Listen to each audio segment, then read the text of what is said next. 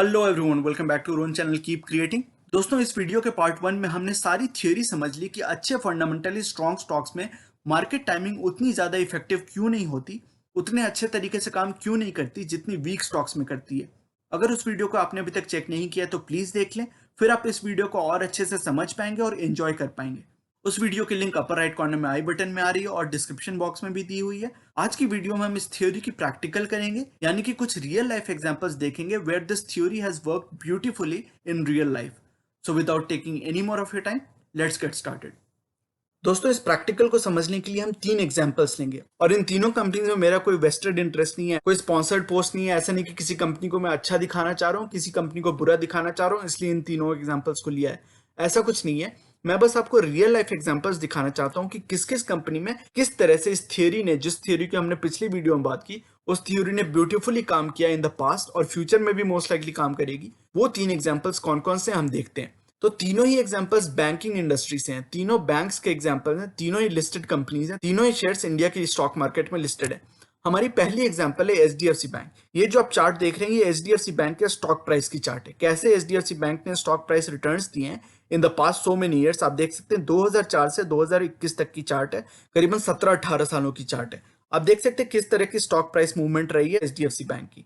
तो आप देख सकते हैं ये जो स्लोप है स्टॉक प्राइस की, कितनी तगड़ी है, राइट? कितनी शानदार स्लोप है। तो एक तो इसकी स्लोप बहुत ज्यादा है, एचडीएफसी बैंक की स्लोप बहुत ज्यादा है, और दूसरा आप देख सकते हैं ऑसिलेशंस कितने कम है, राइट? जिसकी हमने पिछली वीडियो में बात की थी कि एक तो स्लोप बहुत हाई होती है अच्छे स्ट्रॉन्ग स्टॉक्स की, और दूसरी उसकी ऑसिलेशंस कितनी कम होती है। आप देख सकते हैं कितनी कम ऑसिलेशंस, राइट? बहुत ज्यादा गिरावट होती ही नहीं है। ये तो कोविड वाला क्रैश है, तो कोविड में तो पूरा मार्केट ही नीचे चला गया था। अदरवाइज आप देख लें, अगर कोविड को छोड़ दें तो 2004 के बाद से आप देख सकते हैं कितनी कम इसकी ऑसिलेशंस रहती है, राइट? अब यहाँ पे दो चीजें हम समझने की कोशिश करते हैं कि मार्केट टाइमिंग आप अगर करें तो कितना फायदा होगा आपको स्ट्रॉन्ग स्टॉक्स में। एचडीएफसी बैंक की एग्जांपल लिया हमने स्ट्रॉन्ग स्टॉक्स में, राइट? एचडीएफसी बैंक ऑब्वियसली एक बहुत फंडामेंटली साउंड कंपनी है। इसकी हमने फंडामेंटल एनालिसिस भी की हुई है इस चैनल पे, कई बार इस स्टॉक की बात की हुई है। One of the best banks in India in the publicly listed space, HDFC bank. तो अगर आपने 2008, आपको पता हो कि 2008 में बहुत बड़ी गिरावट आई थी मार्केट में। सेंसेक्स और निफ्टी करीबन 55-60% की गिरावट आई थी, अपनी ऑल टाइम हाई लेवल से करीबन 55-60%, 55-60% की गिरावट आई थी निफ्टी और सेंसेक्स में। तो उसी तरह की, लगभग उसी तरह की गिरावट एचडीएफसी बैंक में भी आई होगी। तो हम 2008 का एग्जांपल लेते हैं कि अगर 2008 के क्रैश से पहले, यानी कि जब ऑल टाइम हाई पे था एचडीएफसी बैंक और सेंसेक्स और निफ्टी भी, जब मार्केट ऑल टाइम हाई पे था, तो आपने करीबन इस प्राइस लेवल पे इन्वेस्ट किया होता, राइट? 2008 की क्रैश से पहले की ये प्राइस लेवल है। तो इस एग्जांपल में हम बेसिकली ये समझने चाहते हैं कि अगर आपने स्टॉक मार्केट में टाइमिंग बहुत अच्छी की होती है, स्टॉक मार्केट टाइमिंग एकदम परफेक्ट होती है आपकी, 2008 की स्टॉक मार्केट करेक्शन से पहले आपने पैसे निकाल लिए होते एचडीएफसी बैंक के स्टॉक में से, तो आपको कितने रिटर्न मिलते? और अगर आपने इन्वेस्ट किया रहता, अगर आप थ्रू आउट इन्वेस्टेड रहते, तो आपको कितनी रिटर्न मिलती? तो 2008 के स्टॉक मार्केट क्रैश से पहले अगर आपने top of the all time high पे अगर आपने इन्वेस्ट किया होता, तो आज आपकी रिटर्न होती, आज की अगर स्टॉक प्राइस अगर कंपेयर करें तो 19% की कैगर रिटर्न होती। बहुत इंप्रेसिव, काफी अच्छी रिटर्न, राइट? यूजुअली हम बात करते हैं कि स्टॉक मार्केट इक्विटी इन्वेस्टिंग से आपको जो रिटर्न एक्सपेक्ट करनी चाहिए वो 10 से 12% से आसपास होनी चाहिए, राइट? तो उस केस में अगर कंपेयर करें तो 19% की रिटर्न बहुत अच्छी है, राइट? अगर आपने स्टॉक मार्केट में एकदम बॉटम ऑफ द मार्केट से इन्वेस्ट किया होता है, एकदम मतलब जो बेस्ट प्राइस होती, एचडीएफसी बैंक को अगर एकदम परफेक्टली टाइम किया होता आपने और वहां पे आपने इन्वेस्ट किया होता, यानी कि 2009 में जब स्टॉक मार्केट बॉटम आउट कर गई थी, वहां पे आपने इन्वेस्ट किया होता, यानी कि this was the best time to invest, right? अगर आपने परफेक्ट टाइमिंग की होती, परफेक्ट मार्केट टाइमिंग की होती, तो आपको रिटर्न मिले होते CAGR 27%। Obviously 27% is better than 19%, but you will not be complaining in either of these cases. ऐसा नहीं होगा आपको अगर 19-20% के रिटर्न मिले हैं तो आप कंप्लेन करोगे। 19-20% के रिटर्न भी एक्सेप्शनल रिटर्न्स हैं, दोनों ही बहुत शानदार रिटर्न्स हैं। तो ये हमने एग्जांपल देख ली कि एचडीएफसी बैंक में आपने अगर top of the market all time high पे अगर इन्वेस्ट किया होता तो भी आपको 19% के रिटर्न मिलते, और अगर आपने बॉटम ऑफ द मार्केट पे इन्वेस्ट किया होता, परफेक्ट टाइमिंग की होती, परफेक्ट मार्केट टाइमिंग की होती, तो भी आपको 27% के रिटर्न मिलते। तो दोनों में अंतर जरूर है, बट उतना अंतर नहीं है, राइट? दोनों ही बहुत हैंडसम रिटर्न्स हैं, सुपर रिटर्न्स हैं इन द लॉन्ग रन। दूसरा एग्जांपल हम लेते हैं स्टेट बैंक ऑफ इंडिया का। ये एक पब्लिक सेक्टर बैंक है। पब्लिक सेक्टर बैंक में one of the best banks, SBI को आप मान सकते हैं। वैसे तो मुझे कोई भी पब्लिक सेक्टर बैंक्स पसंद नहीं आते, लेकिन आपको अगर केवल एक बैंक चुनना हो पब्लिक सेक्टर बैंक्स में तो वो होगा एसबीआई। तो एसबीआई की स्टॉक प्राइस मूवमेंट कैसी रही है 2004 से अभी तक, वो यहाँ पे स्टॉक प्राइस मूवमेंट उसकी दिखाई हुई है। इसकी स्टॉक प्राइस की स्लोप आप देख सकते हैं, एचडीएफसी बैंक जैसा तो नहीं है लेकिन फिर भी ठीक ठाक है, कम से कम पॉजिटिव है, राइट। जेंटल स्लोप है लेकिन पॉजिटिव स्लोप है। तो एक तो इसकी स्लोप जेंटल है, स्टॉक प्राइस की स्लोप आप देख सकते हैं, और दूसरी आप ऑसिलेशंस देखें कितनी बड़ी बड़ी है, राइट। मतलब काफी ऊपर नीचे जाता है इसका स्टॉक प्राइस, राइट। ऑसिलेशंस बहुत ज्यादा है। अब अगर 2008 के स्टॉक मार्केट क्रैश से पहले आपने इन्वेस्ट किया होता है, यानी ऑल टाइम हाई पे, उस समय का जो ऑल टाइम हाई था वहां से इन्वेस्ट किया होता है, तो आज की डेट में आपकी कैगर रिटर्न होती केवल 5%। एफडी से भी कम, एफडी पे भी 6-6.5% तो मिल ही जाता है। एफडी से भी कम रिटर्न आपको मिलती है अगर आपने stock market high, all time high पे अगर इन्वेस्ट किया होता 2008 में। उसके विपरीत आपने अगर 2009 में जो स्टॉक मार्केट का बॉटम था वहां पे इन्वेस्ट किया होता है, तो आपकी कैगर रिटर्न आज की डेट में होती करीबन 12%। तो कहाँ 5% और कहाँ 12%, कम से कम 12% से आप संतुष्ट रह सकते हो, राइट।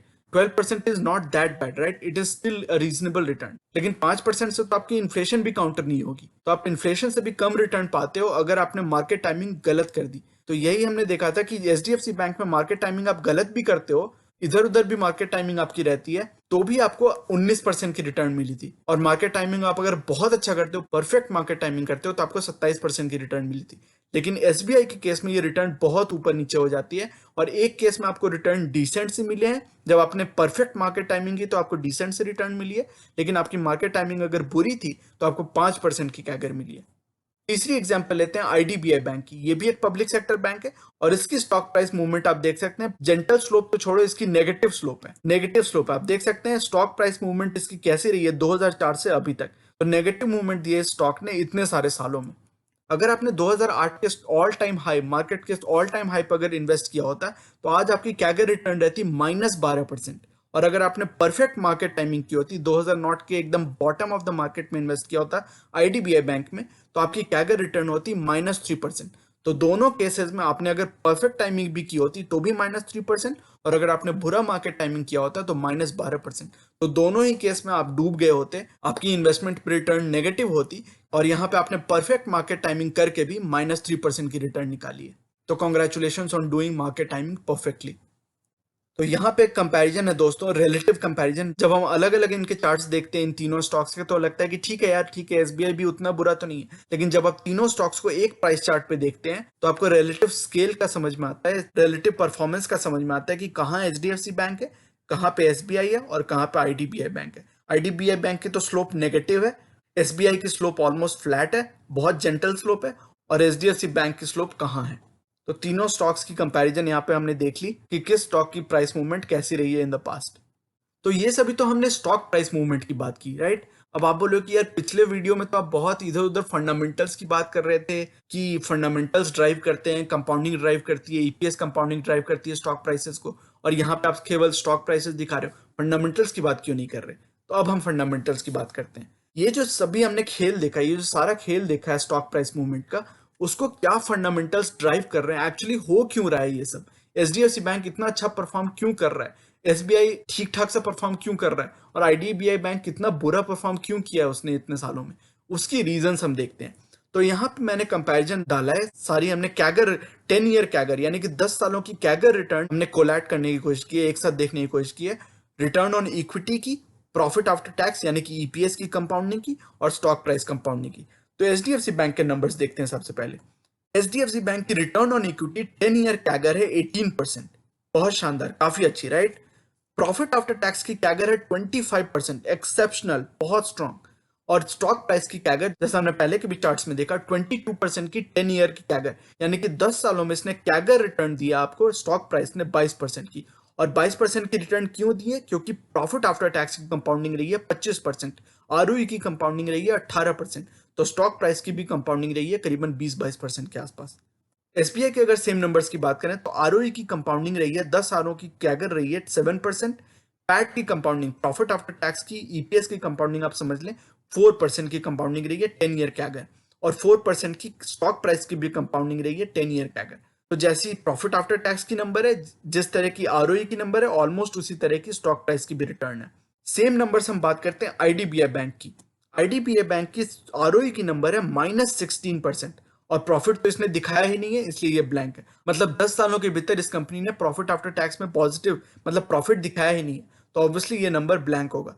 और स्टॉक प्राइस में भी वो चीज आपको रिफ्लेक्ट होती हुई दिख रही है। -13% की इसकी 10 ईयर की कैगर है स्टॉक प्राइस की। तो जैसे फंडामेंटल्स होते हैं, जैसी आरओई होती है, रिटर्न ऑन इक्विटी होती है, जैसी प्रॉफिट आफ्टर टैक्स की कंपाउंडिंग होती है, जैसी ईपीएस की कंपाउंडिंग होती है, आज नहीं तो कल 2 साल में, 3 साल में, 5 साल में, कभी ना कभी लॉन्ग टर्म टाइम होराइजन में स्टॉक प्राइस में वो रिफ्लेक्ट हो ही जाता है। जब फंडामेंटल स्ट्रांग होते हैं, जब आरओई की कंपाउंडिंग अच्छी होती है, रिटर्न रेशियोज अच्छे होते हैं, फाइनेंशियल पैरामीटर्स अच्छे होते हैं, जब प्रॉफिट की कंपाउंडिंग अच्छी हो रही होती है, बिजनेस अच्छी चल रही होती है, नेट प्रॉफिट मार्जिन अच्छी होती है, उसकी अगर कैगर अच्छी होती है, तो obviously it has to reflect in the stock price in the long run. Short term में इधर उधर मूवमेंट हो सकती है, प्राइस ऑसिलेशंस हो सकती हैं, लेकिन लॉन्ग टर्म में the stock price compounding has to follow the compounding of profits earnings. जो यहाँ पे हमें दिख रहा है 22% की स्टॉक प्राइस कंपाउंडिंग है और प्रॉफिट आफ्टर टैक्स की कंपाउंडिंग 25% है। तो दोनों काफी नजदीक है। और वही चीजें हमें एसबीआई के केस में भी दिख रही है। जब प्रॉफिट आफ्टर टैक्स की कंपाउंडिंग 4% है, तो स्टॉक प्राइस की कंपाउंडिंग भी 4% ही है,